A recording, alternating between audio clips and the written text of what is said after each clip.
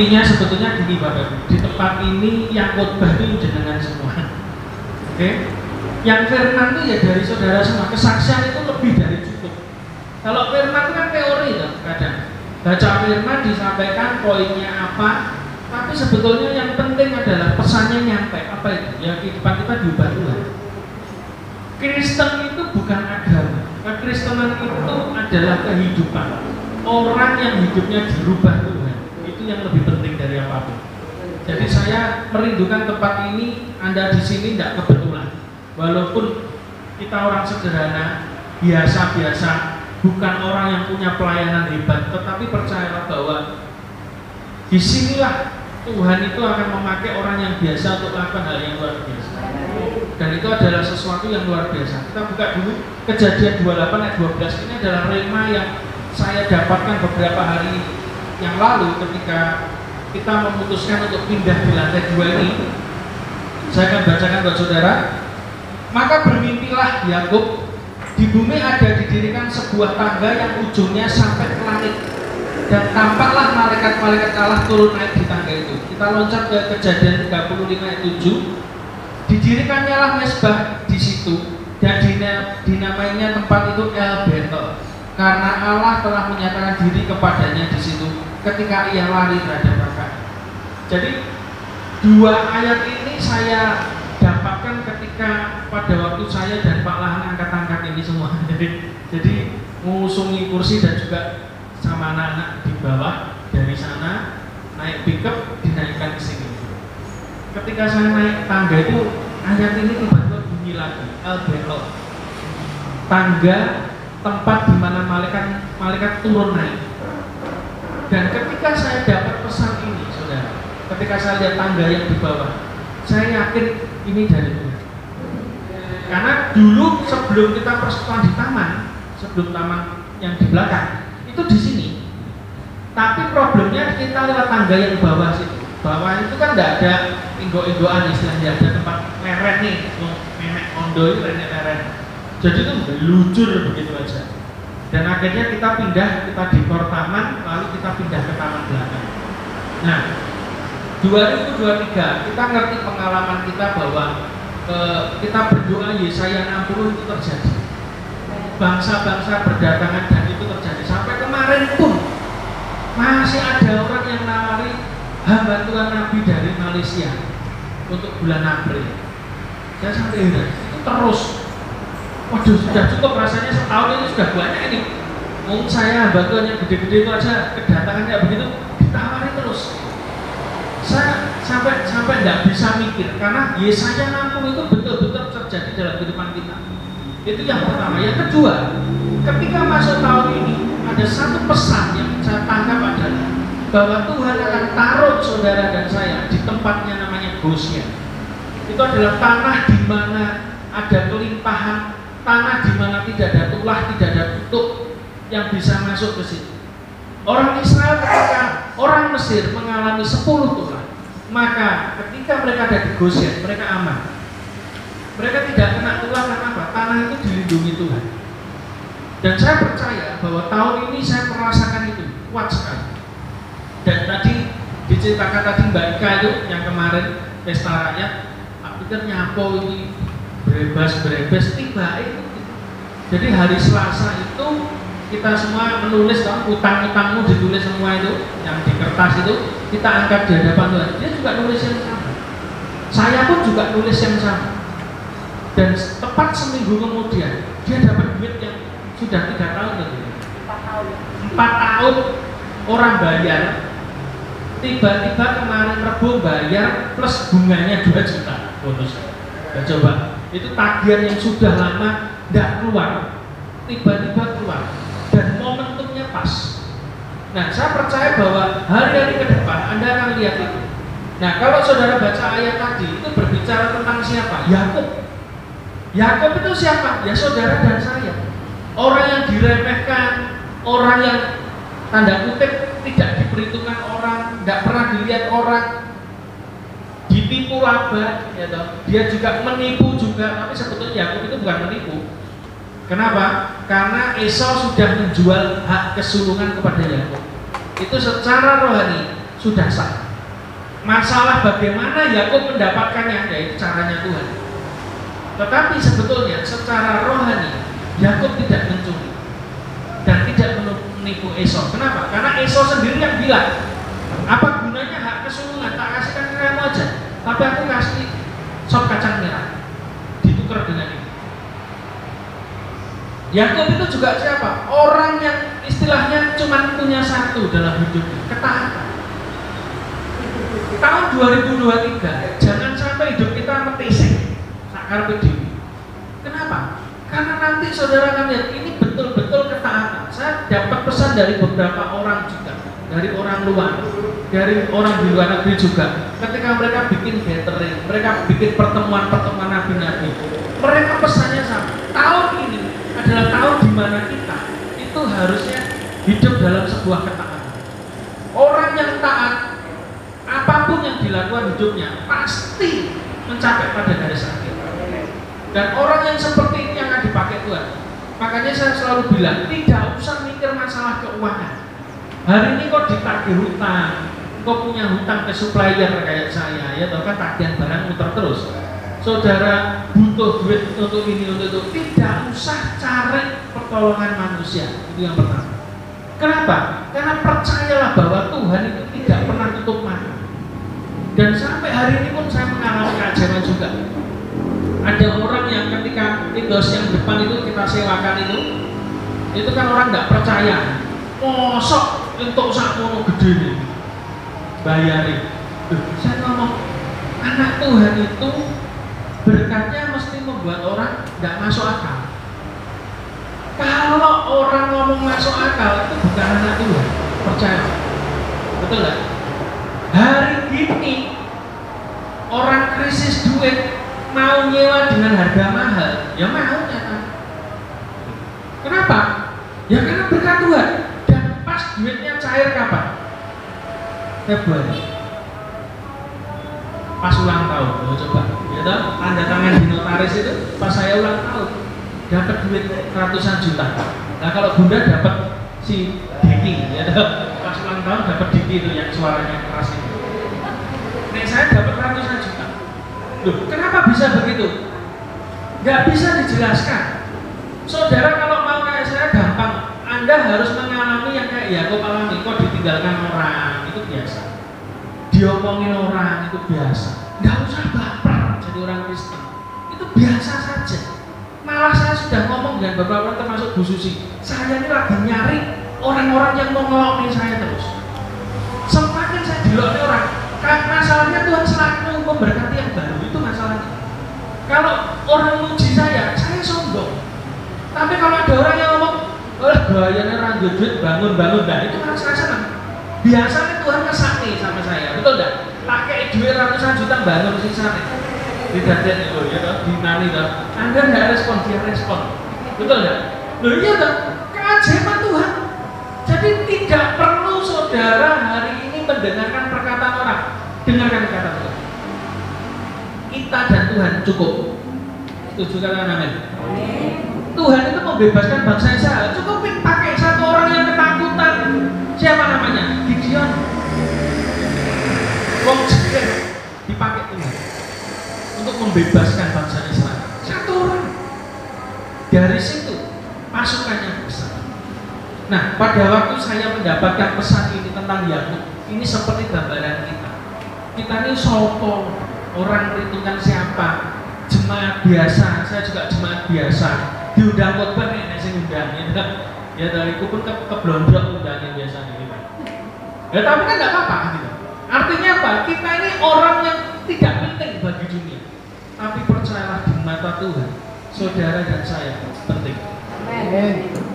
Nah, Bapak Ibu sekalian, ayat terakhir saya bukakan buat saudara. Ini yang terjadi ketika Yakub dia lihat penglihatan tentang malaikat yang turun naik di El Betel. Ayat Kejadian 32 ayat 10. Sekali-kali aku tidak layak untuk menerima segala kasih dan kesetiaan yang Engkau tunjukkan kepada hamba-Mu ini. Sebab aku membawa hanya tongkat ini. Jadi Yakub itu keluar ketika dia dikejar oleh kakaknya Esau gara-gara hak kesulungan. Dia cuma bawa apa? Tongkat. Sama seperti siapa? Musa. Musa itu disuruh Tuhan menghadapi Firaun, menghadapi Mesir yang sedemikian besar, pasukan yang luar biasa, hanya dengan bawa apa? Tongkat. Sebab aku hanya membawa tongkatku ini waktu aku menyeberangi sungai Yordan ini, tetapi sekarang telah menjadi apa? 2 pasukan. Bapak Ibu sekalian, jangan pernah takut ditinggalkan orang. Ketika saudara masih punya satu namanya tongkat, kalau orang Jawa itu sanepane tongkat itu tekan, soponya kalau tekan mesti tekan. Itu saya percaya karena papa saya kejawen. Tekan itu apa? Gocekan urip nek wong Kristen apa? Firman Tuhan. Saudara pegang firman Tuhan hari ini, berjalan dengan Tuhan, jangan pernah takut ditinggalkan jadi 2 pasukan. Artinya apa? Yakub menjadi bangsa yang besar. Yakub menjadi orang yang hebat pada zamannya. Kenapa? Bukan karena dia spesial, tidak. Karena dia cuma berjalan dengan tongkat. Minggu depan kita akan dilayani Ibu Ella dari BUP Ngawi. Saya dulu pernah bertemu dengan beliau. Itu pada waktu saya remaja di Madiun. Saya ada acara Natal, undang KKR hamba Tuhan ini. Orangnya juga profetik juga, layanan pelepasan dan sebagainya. Dan pada waktu itu saya tiba-tiba kemarin Pak Heri ngomong undangan Bu Ella. Rasanya kok pernah dengar ini ya. Dulu waktu saya undang Bu Ella itu gerejanya kecil, kanan kirinya sawah semua. Gereja cilik memang BUP cilik. Sekarang sudah hampir 8.000 meter. Gereja terbesar di Ngawi. Ya toh? Jemaatnya juga besar. Artinya apa? Seperti itu loh. Dulu diremehkan. Orang dulu, engkau mungkin hari ini kecil, tapi percayalah berapa tahun kemudian Tuhan buat engkau jadi besar. Dulu saya tidak seperti ini. Dulu tokonya cuma yang ini, yang bawah kanan ini. Ini punyanya Danamon soalnya. Danamon yang dekatnya Sundol. Tidak tahu sekarang masih buka atau enggak. Danamon simpan pinjam. Itu toko saya di sini. Ada orang Caruban, Sogi, datang sama saya, istri saya ngeloni sambil malangket tirok nih di rumah saya, sambil malangket ngomong sama istri saya, enak ya, mama gue pintar ya, golek mantu ini sih gak duwe tapi dolen kerja. Itu tak eling-eling. Dan hari ini orang itu tidak berani ngomong. Betul. Jadi kalau saudara bilang ngomong, bersyukur mama, ojo nesu. Hari ini mesti Tuhan buat kamu besar, sama besarnya dengan orang itu. Dan orang itu tidak berani ngomong lagi ketemu saya. Saya mau kesaksian ini. Ketika saya di Caruban, lalu anak saya Abi masih baby, masih bayi. Saya masih ingat, saya juga ketemu satu pengusaha di Caruban. Waktu itu eling saya. Tempatnya tuh di martabak depannya Sundol. Martabak yang keberingning, hujan-hujan. Ke situ ketemu Taci ini. Pada waktu itu Taci ini cerita, sambat. Kenapa? Dia harus menyekolahkan anaknya di Surabaya. Biaya kuliahnya tuh wah mahal. Saya ngerti dia suka kok. Pada waktu itu gereja saya sering undang dia bersumpah di tempat dia, pendeta saya dulu. Ngobrol, saya tiba-tiba itu tidak tahu gimana saya ngomongnya dengan iman. Rodok banter sampai wong sing ngantri martabak ingeti kabeh. Nek aku gak cik, anakku ya anak Tuhan. Nek anak Tuhan, saya bayari Tuhan. Aku tidak pusing. Nanti kalaupun dia gede, tak didik, dia tidak boleh minta duit sama saya. Dia minta duitnya sama Tuhan. Kuliah biaya minta sama Tuhan, bukan orang tua. Orang tua hari ini kamu minta duitnya keluar, besok bisa mati dan tidak bisa ngasih. Tapi kalau minta Tuhan tidak bisa. Itu orang-orang ngerti mungkin Taci itu ya delok modelan balungan kere gaya ya. Dan toko saya masih kecil, garasi ini mungkin karena lihat matanya. Pada waktu kemarin saya ketemu di BUP, tiba-tiba Tuhan mengingatkan peristiwa yang sekian tahun yang lalu. Dan saudara ngerti tidak, SD sampai hari Abi SD kita tidak bayar pakai duit kita sekolah. Ada yang bayar. Saya pengusaha, saya bukan pendeta, tapi dibayari orang. Jadi perkataan saya sekian tahun lalu itu digenapi Tuhan. Makanya saya tidak pernah takut masalah duit. Makanya saya selalu ngomong untuk pelayanan di tempat ini juga. Orang nek duit nek golek duit aja ning kene. Kenapa? Kalau saya ngasih duit itu ya berkat Tuhan mungkin. Tapi yang kedua, nek mbok jete percuma. Anda di sini, Anda itu berkatnya dari banyak pintu. Kalau cuma dari satu orang tok, ngandalke satu orang tok, ya sudah pintu itu tok. Tapi berkat kita buahnya dari mana-mana. Itu yang pertama. Kesaksian yang kedua kemarin. Jadi kemarin hari Jumat itu Bu Susi tak suruh jaga toko. Kenapa? Karena saya mendadak harus ke Solo. Ini orangnya tak saksikan juga, orangnya di bawah ya. Istri saya itu di dekat ketiaknya itu ada benjolan. Dan pada waktu dia meraba, loh ada benjolan. Dia cek di Google. Kanker payudara. Tanda-tandanya. Lalu dia dikabari temennya yang seusia dia di Surabaya mati karena kanker payudara. Wes dijualnya kulit mantul aja orang mempan gitu. Wes mati petang. Wes dijualnya pendeta-pendeta gede mati wong sugih. Wah dia ketakutan. Itu sekian hari nggak bisa tidur ya. TK. Saya ini mikir, wes ben marem tak njupuk minyak urapan Anton ya. Tak ambil, tak olesi, tak sharing yang benjolan itu. Dalam nama Yesus tempatnya tidak di sini, sudah sembuh. Tapi wong dasare perempuan masih mikir ya. Cuma aku mikir gini, wong sing mati itu dunia kusik, kok iso kowe bingung mati. Ya sudah ini tak teleponkan dokter bedah di Solo.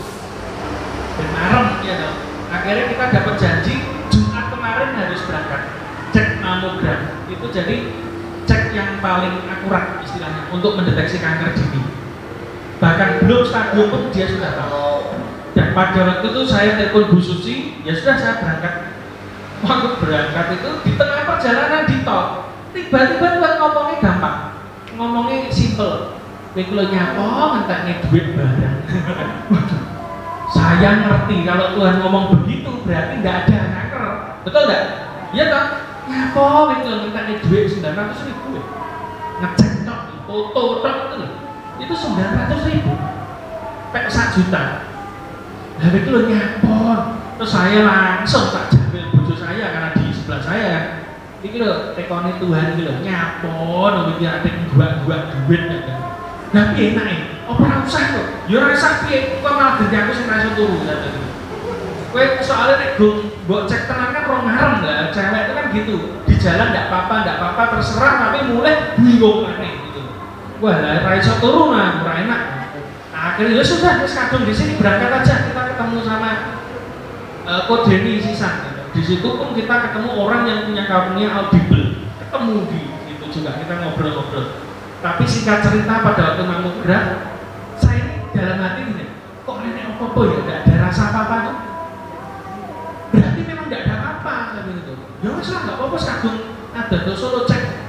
Kita masuk rumah sakit, cek foto. Hasilnya keluar 1 jam, kemudian toh saya keliling dulu ke tempatnya Kodeni yang melayani nanti bulan Maret. Orang yang pernah melayani kita itu, kita ngobrol ketemu dengan orang yang punya karunia audible, dengar suara Tuhan dari kupingnya. Dia tuh sales BPR gitu. Jadi wah ini orang-orang yang tidak terlihat itu, orang-orang profet itu bisa tidak terlihat. Ketika saya kembali ke rumah sakit, waktu dicek hasilnya keluar, memang tidak ada. Amin. Ngomong, jangan Google ngomong. Kalau buka Google, saudara bingung. Betul nggak? Wah ini sakit ini gejala kanker ini gejala getah beningnya, wah problem masalah. Ya kayak gitu sudah. Kita sudah informasinya gitu terus. Kita ketakutan sendiri. Padahal kalau kita nggak ketakutan, nggak usah bayar duit. Eman-eman, iya dong. Bagaimana kan enak gitu.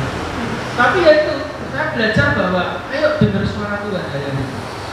Kita harus sama-sama seperti Yakub, pegang satu tongkat. Itu yang membuat gue menjadi sebuah pasukan. Dan hari-hari di tempat inilah saya yakin dan percaya ketika pagi doa paginya juga kita pindah di sini, view-nya bagus. Jadi ini saya buka dari jam 7 pagi sampai jam 9 malam. Kalau bapak ibu misalnya stres, silakan aja langsung naik karena tidak melewati toko aman. Jadi silakan aja naik dari sini. Saudara mau doa di sini terserah. Silakan saudara pakai. Ya, jadi nggak masalah, nggak bayar. Ya, kipas angin nek sumuken yo kakno, tapi biasanya tidak sumuk karena anginnya banter, enak, silir-silir, malah keturun biasanya. Ya, jadi bapak ibu silakan pakai tempat ini untuk doa. Silakan mau bikin komsel ya boleh, mau persekutuan kaum pria kaum wanita juga boleh, silakan dipakai, bebas. Ya, jajannya gawe dhewe kok tak cepai aku ya enak. Jadi silakan saudara pakai. Kenapa? Ini saya percaya ini tempat ini adalah El Betel, tempat di mana tangga dari surga itu malaikat turun naik. Dan saya percaya ini ada mujizat Tuhan, ada keajaiban di tempat ini. Amin. Mari kita tutup Alkitab kita berdoa.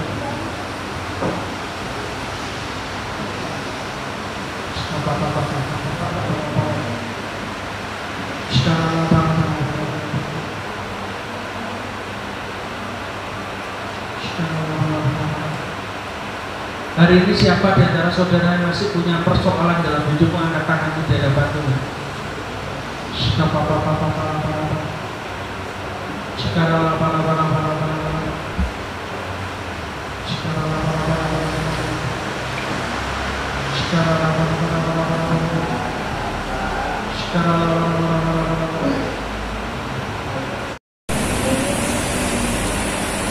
Saat ini Tuhan, Kau melihat tangan-tangan yang terangkat Tuhan. Kami serahkan semuanya dalam tangan, dalam perkenanan Tuhan yang ajaib. Setiap masalah yang belum beres, Kau berkata 2023 Engkau akan membereskan semuanya. Firman Tuhan berkata, Aku akan menguraikan setiap persoalan-persoalan itu akan selesai satu persatu. Dan hamba-Mu percaya untuk jemaat di tempat ini yang mau hadir di tempat ini, persoalan apapun yang ada dalam kehidupan mereka, sejak hari ini Tuhan akan uraikan satu persatu dan beres. Bukan dengan tangan manusia, bukan dengan kekuatan manusia, tapi dengan kekuatan Roh Kudus. Dan saat ini kami percaya Tuhan, untuk setiap hamba-Hamba-Mu yang ada di tempat ini yang melayani, kami percaya Tuhan. Dan juga untuk nabi-nabi-Mu yang akan Kau kirim di tempat ini Tuhan, kami percaya Tuhan, ada keajaiban Tuhan. Akan ada warisan rohani yang diberikan kepada orang-orang yang hadir di tempat ini. Dan biarlah kami jemaat saat ini bukan cuma menjadi penonton, tapi dari El Betel tempat ini, tempat di mana tangga itu kami melihat malaikat Tuhan turun naik, membawa berkat-berkat Tuhan, membawa kekayaan, membawa warisan rohani. Tapi hari ini Tuhan, kami percaya kami tidak hanya jadi penonton, kami menjadi orang yang menerima hak waris. Kami menerima orang-orang yang hamba-Hamba-Mu, nabi-nabi-Mu yang datang di tempat ini, kami sambut mereka. Barang siapa menyambut nabi sebagai nabi, engkau akan mendapatkan upah nabinya. Dan hari ini kami siapkan hati kami untuk beberapa minggu mendatang, ketika Engkau utus hamba-Hamba-Mu Tuhan. Minggu ini, minggu depan, Bu Ella akan melayani kami di tempat ini. Dan minggunya lagi, hamba-Mu yang Kau utus dari India, Pastor Roy, kami percaya Tuhan, warisan itu akan kami dapatkan Tuhan. Dan saat ini kami percaya ada keajaiban Tuhan, ada mujizat Tuhan, ada perkenanan Tuhan yang akan turun atas orang-orang yang hadir di tempat ini.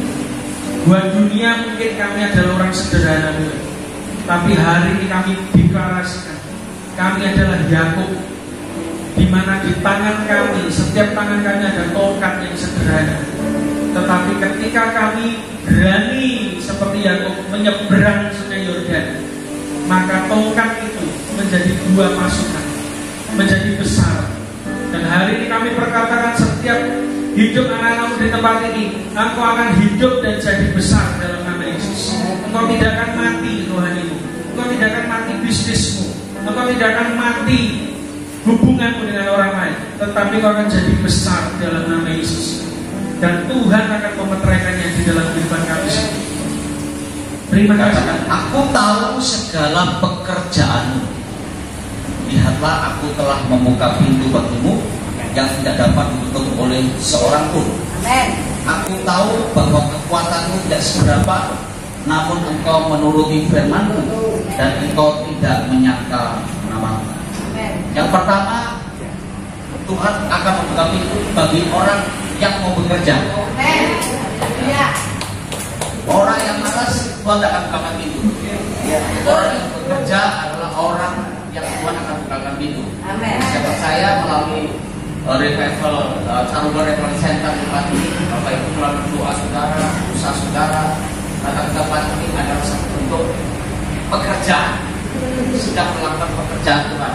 Melalui doa, melalui bersaksi, kita sedang melakukan pekerjaan Tuhan. Dan saya percaya Tuhan akan membukakan pintu.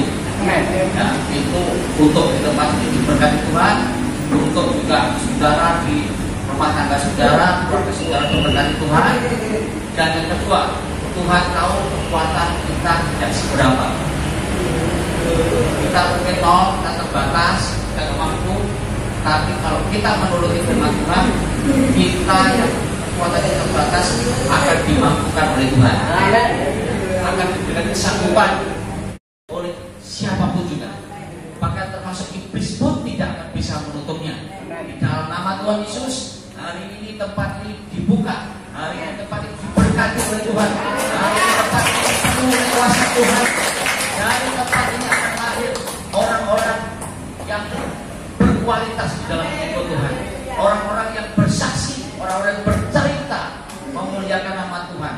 Dan Tuhan memperlengkapi setiap orang-orang di tempat ini Tuhan dengan kuasa, dengan karunia-karunia yang daripada Engkau Tuhan.